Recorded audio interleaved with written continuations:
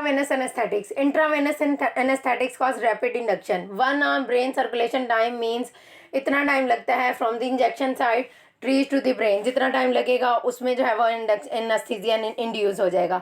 इसके बाद जो है फॉर लॉन्ग प्रोसीजर्स मेंटेनेंस के लिए इनहेलेशन एनेस्थेटिक्स यूज़ किए जा सकते हैं। साथ इंट्रावेनस एनेस्थेटिक्स जो है वो अकेले यूज़ किए जा सकते हैं for short procedures and in low doses they are use for the sedation. Steps involved, first of all, is the induction.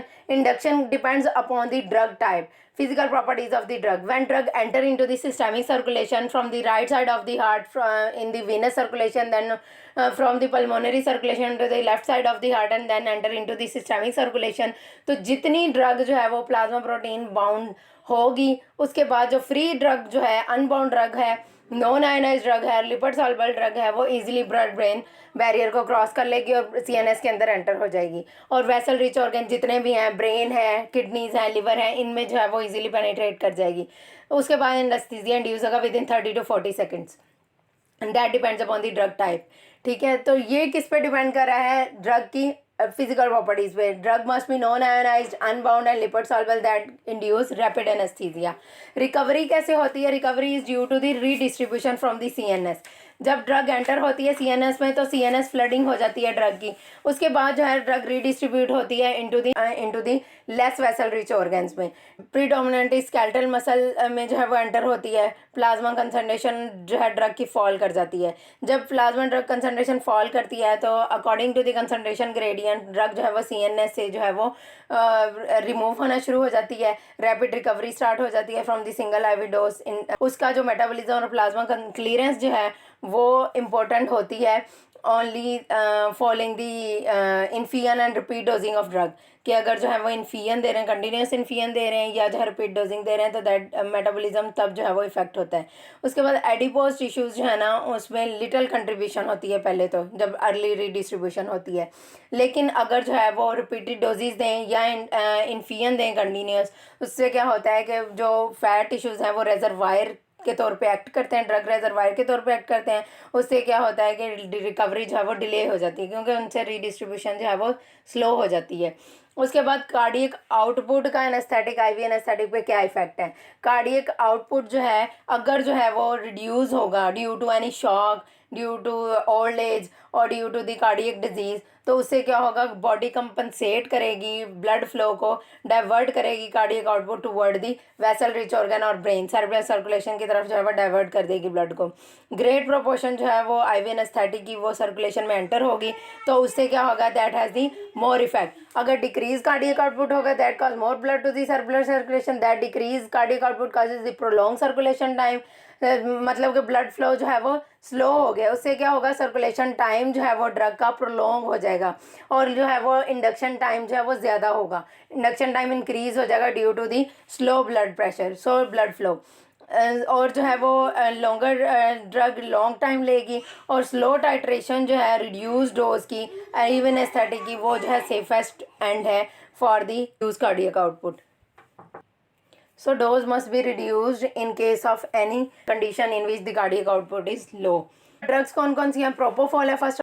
Propofol है, प्रोपोफॉल जो है पुअरली सॉल्युबल होती है, so it is use as emulsion in soybean oil और induction इसकी 30 to 40 seconds में होती है और डिप्रेस करती है सीएनएस को, ब्लड प्रेशर डिक्रीज करती है, इंट्राक्रैनियल प्रेशर को भी डिक्रीज करती है। It has no analgesic property and but some have antiemetic effect. सही है। इंडक्शन जो है इसकी स्मूथ होती है, इसलिए जो है रैपिड इक्विलिब्रियम जो है वो between the plasma and the perfuse tissue जो है वो हो जाता है। उसके अलावा इनिशियल रीडिस्ट्रीब्यूशन जो हाफ लाइफ इसकी 2 to 4 मिनट्स है। फार्टिक सर्कुलेशन जो है फार्माकोकाइनेटिक को अल्टर नहीं करती। बारबिचुरेट्स जो हैं वो थायोपेंटाल अल्ट्रा शॉर्ट एक्टिंग बारबिचुरेट जो है वो उसकी हाई लिपिड सॉल्युबिलिटी होती है, इजीली पेनिट्रेट कर जाता है सीएनएस में। ठीक है, लेकिन जो है वो रीडिस्ट्रीब्यूट होता है अदर टिश्यूज़ में, तो इसलिए जो है रैपिडली डिफ्यूज़ आउट हो जाता है। और इसके अलावा इसके एनाल्जेसिक प्रॉपर्टीज़ ज़्यादा नहीं होती, वीक एनाल्जेसिक है और इसका जो मेटाबॉलिज्म है बहुत स्लो होता है और इंडक्शन जो एनेस्थीसिया की विद इन 1 मिनट में हो जाती है, लेस दैन 1 मिनट। और ये लेकिन इसके एडवर्स इफेक्ट्स क्या हैं? अपनिया कॉज करता है, उसके अलावा कफिंग कॉज करता है, चेस्ट वॉल स्पाज्म कॉज करता है, लैरेंजियोस्पाज्म, ब्रोंकोस्पाज्म कॉज करता है। और बेंजोडाइज़ेपिन्स एंड एक्स बेंजोडाइज़ेपिन जो है वो यूज़ की जाती हैं with other anaesthetic in conjunction with other anaesthetics, ठीक है। सिडेशन के लिए यूज़ की जाती है। मोस्ट कॉमनली जो है वो मिडाज़ोलैम यूज़ की जाती है, लोराज़ेपम यूज़ की जाती है, और डायज़ेपम लोराज़ेपम जो है वो अल्टरनेटिवली यूज़ की जा सकती हैं।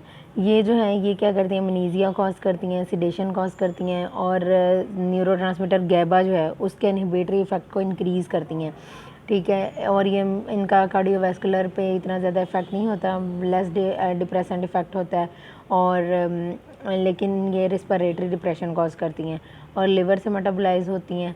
अरिथ्रोमाइसिन के साथ इनका इंटरेक्शन है। अरिथ्रोमाइसिन जो है इनकी हाफ लाइफ को प्रोलॉन्ग कर देती है। हाफ लाइफ प्रोलॉन्ग होगी तो इनका इफेक्ट जो है वो इंक्रीज़ हो जाएगा, रिकवरी है वो स्लो होगी।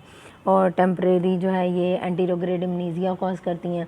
एंटीरोग्रेड इम्नीज़िया में जो है वो टेम्परेरी होता है, उसमें क्या होता है कि पास्ट इवेंट की मेमोरी रिटेन रहती है, लेकिन जो है वो जो न्यू इन्फॉर्मेशंस हैं वो नहीं बनती।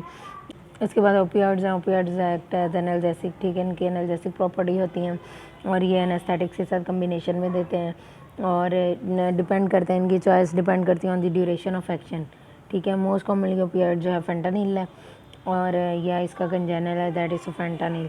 ये इंड्यूस करते हैं एनाल्जीजिया, ठीक है, मॉर्फिन से ज़्यादा रैपिड एनाल्जीजिया कॉज करते हैं, और इनको आईवी एपिड्यूरली इंट्राथीकली जो एडमिनिस्टर कर सकते हैं। ओपियाइड जो है अमनेसिक नहीं है, ठीक है, अमनीजिया कॉज नहीं करती, बट दे कॉज हाइपोटेंशन और रिस्पिरेटरी डिप्रेशन। इसके साथ मसल रिजिडिटी कॉज करती हैं, और पोस्ट एनेस्थेटिक नोजिया और वॉमिटिंग भी कॉज करती हैं। ओपियाइड जो है वो फैक्सजोन को एंटागनाइज किया जा सकता है नैलोक्सोन के साथ। उसके बाद नेक्स्ट जो है वो एटोमिडेट जो है फास्ट एक्टिंग हिप्नोटिक एजेंट है, और ये अमनीजिया कॉज करती है। इसमें लेकिन एनाल्जेसिक प्रॉपर्टीज़ नहीं होती, वाटर सॉल्युबिलिटी इसकी पुअर होती है, और इसलिए जो है इसको प्रोपाइलीन ग्लाइकोल सोल्यूशन के साथ फॉर्मुलेट किया जाता है, और इंडक्शन इसकी रैपिड होती है, शॉर्ट एक्टिंग है ये।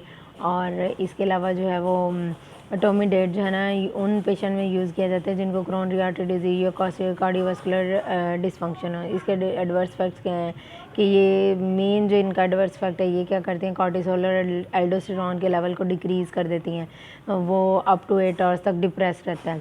तो इसलिए जो है वो एटोमिडेट जो है ना वो ज़्यादा टाइम के लिए जो है वो इन्फ्यूज़ नहीं किया जा सकता है, या प्रोलॉन्ग सप्रेशन जो है वो हैज़र्डस हो सकती है कॉर्टिसोल और एल्डोस्टेरॉन की, और इंजेक्शन साइड रिएक्शंस हो सकते हैं।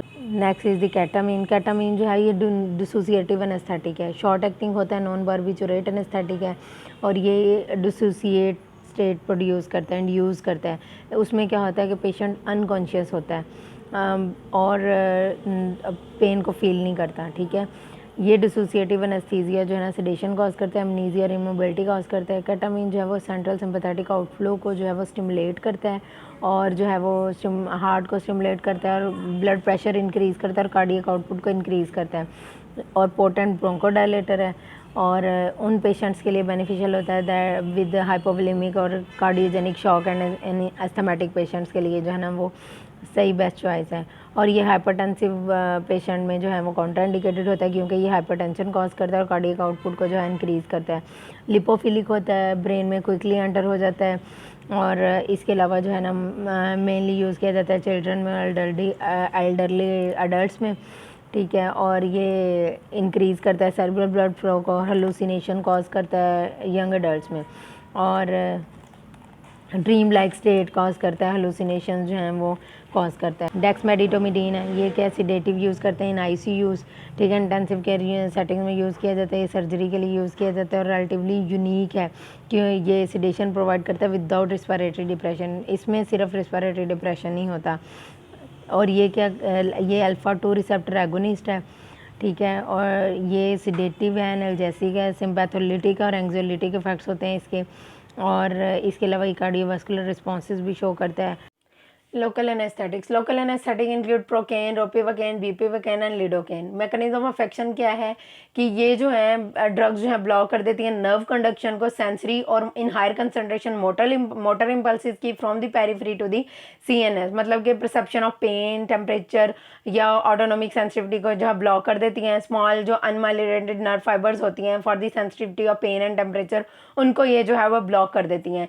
इनका मैकेनिज्म ऑफ एक्शन क्या है कि ये सोडियम चैनल्स के जो प्रोटीन रिसेप्टर्स हैं उनके साथ जाके बाइंड करती हैं। They have the hydrophilic portion and hydrophobic portion. ये चार्ज होती हैं ड्रग जो है वो क्या करेगी, बाइंड करेगी विद दी रिसेप्टर्स, डिफ्यूज़ होगी और क्या करेगी, डिफ्यूज़ होने के बाद साइटोप्लाज्मिक डिफियन होगी, उसके बाद ये जो है ड्रग बाइंड कर देगी, ब्लॉक कर देगी सोडियम चैनल्स को। सोडियम चैनल्स को जब ब्लॉक करेगी that inhibit the permeability inhibit हो जाएगी, एक्शन पोटेंशियल की परमिबिलिटी इनहिबिट हो जाएगी। उससे क्या होगा कि नर्व एंडिंग्स जो हैं वो ब्लॉक हो जाएंगी, सीएनएस तक मैसेज ही नहीं जाएगा। फार्माकोकाइनेटिक्स क्या है कि ये जो है लिवर में मेटाबोलाइज होती हैं और प्रिलोकेन जो है ये मेटाबोलाइज होती है प्लाज्मा में और जो है वो किडनीज में, और इसके जो मेटाबोलाइट्स हैं दैट लीड्स टू मैथमोग्लोबिनेमियाज कॉज करते हैं। एस्टर जो है, इनमें एस्टर्स भी होते हैं और अमाइड लिंकेजेस भी होते हैं, ठीक है। एस्टर जो है वो उनका जो है वो बायो ट्रांसफॉर्म होते हैं प्लाज्मा कोलिन एस्ट्रेज से। अच्छा, अगर जो है पेशेंट विद सोडोकोलिन एस्ट्रेज डेफिशिएंसी हो अगर किसी पेशेंट में, तो वो जो है वो क्या करेंगे, मेटाबोलाइज करेंगे एस्टर को वेरी स्लोली, ठीक है, स्लोली जो है वो एस्टर्स को मेटाबोलाइज करेंगे। उसके अलावा onset of duration of action जो है वो डिपेंड करता है फैक्टर्स पे। कौन कौन से फैक्टर्स पे, पीएच पे, नर्व मॉर्फोलॉजी पे, कंसंट्रेशन पे, ठीक है, पीकेए पे और लिपिड सॉल्युबिलिटी पे, ठीक है। तो क्या है कि पीएच जो है वो क्या करती है, इन्फेक्टेड जो प्लेसेस होती हैं, इन्फेक्टेड साइट्स होती हैं, उन पे पीएच जो है वो ड्रॉप होती है। उससे क्या होगा कि ऑनसेट ऑफ एक्शन डिले हो जाएगा, ठीक है। Decrease in pH due to infected sites decrease the onset of action और डिलेड दी एक्शन। और हायर कंसंट्रेशन के साथ जो है वो लिपिड सॉल्युबिलिटी इंक्रीज कर जाती है, तो ऑनसेट ऑफ एक्शन जो है वो इंक्रीज हो जाएगा। और ड्यूरेशन ऑफ एक्शन जो है वो डिपेंड करता है length of time of drug, कि कितनी देर जो है वो स्टे करती है नर्व पे और ब्लॉक कर देती है सोडियम चैनल्स को, कितनी देर के लिए वो सोडियम चैनल्स को ब्लॉक करती है। लिपिड सॉल्युबल जितनी होगी उतनी वो डिफ्यूज़ करेगी और उतनी ज़्यादा जो है वो ब्लॉकेज करेगी और उतनी ज़्यादा जो है वो एक्शन पोटेंशियल ब्लॉक होगा और उतनी देर तक नर्व सेंसरी नर्व्स जो है वो ब्लॉक रहेंगी। उसके बाद एक्शन जो है, लोकल एनेस्थेटिक्स जो है ऑलवेज कॉज वेजोडाइलेशन, ये वेजोडाइलेशन कॉज करती हैं लोकल एनेस्थेटिक कॉज वेजोडाइलेशन, ठीक है। इससे क्या होता है कि रैपिड डिफियन हो जाती है out of the site of action, ठीक है। और इससे क्या होगा कि ड्यूरेशन ऑफ एक्शन जो है वो शॉर्टर हो जाएगा। लेकिन हम साथ फिर वेजोकॉन्स्ट्रिक्टर एपिनेफ्रीन ऐड करते हैं। एपिनेफ्रीन से क्या होता है, एपिनेफ्रीन क्या है, वेजोकॉन्स्ट्रिक्टर है, तो उससे ऐड करने से क्या होगा, इनका जो ज़रा ड्यूरेशन ऑफ एक्शन है वो इंक्रीज़ हो जाएगा, सही है। और एब्जॉर्प्शन और डिफियन डिक्रीज़ हो जाएगी और इससे सिस्टमिक टॉक्सिसिटी भी मिनिमाइज हो जाती है और ड्यूरेशन ऑफ एक्शन भी इंप्रूव होता है। हेपेटिक फंक्शन जो है वो अफेक्ट नहीं होते ड्यूरेशन ऑफ एक्शन की वजह से। और एलर्जिक रिएक्शंस जो हैं, पेशेंट जो हैं वो कुछ रिपोर्ट करते हैं लोकल एनेस्थेटिक्स की वजह से एलर्जिक रिएक्शंस, लेकिन जो साइकोजेनिक रिएक्शंस हैं ड्यू टू इंजेक्शन की वजह से जो साइकोजेनिक रिएक्शंस होते हैं वो एलर्जिक रिएक्शंस नहीं होते, जिनमें जो है वो इंक्रीज कर देते हैं उसको अर्टिकेरिया को, एडिमा को या ब्रोंकोस्पाज्म को, वो that are not due to the drug, ठीक है, ड्रग की वजह से नहीं होते वो। और एलर्जी जो है वो अमाइड लोकल एनेस्थेटिक से जो है वो रेयर होती है, इतनी ज़्यादा नहीं होती। चिल्ड्रन और एल्डरली में क्या होता है, लोकल एनेस्थेटिक एडमिनिस्टर करने से पहले मैक्सिमम डोज जो है ना वो वेट पे डिपेंड करती है, कि जितना वेट है उसके हिसाब से जो है वो डोज देनी चाहिए to prevent the accidental overdose या टॉक्सिसिटी से प्रिवेंट करने के लिए, ठीक है। और इसके अलावा जो है वो रिकमेंडेड डोजेज जो हैं एल्डरली में, वो लिवर फंक्शन अगर कंप्रोमाइज़ है तो दैट में बी इनफेक्टिव, ठीक है। और सम डिग्री ऑफ कार्डियोवास्कुलर कंप्रोमाइजेज में be expected if there is increase in dose. उसके बाद सिस्टमिक लोकल एनेस्थेटिक टॉक्सिसिटी जो है, टॉक्सिक ब्लड लेवल्स जो हैं ड्रग के वो होते हैं due to the repeated injections, ठीक है, रिपीटेड एडमिनिस्ट्रेशन से जो है वो हो सकते हैं, टॉक्सिक ब्लड लेवल्स हो सकते हैं या ब्लड लेवल इंक्रीज हो सकता है इसका।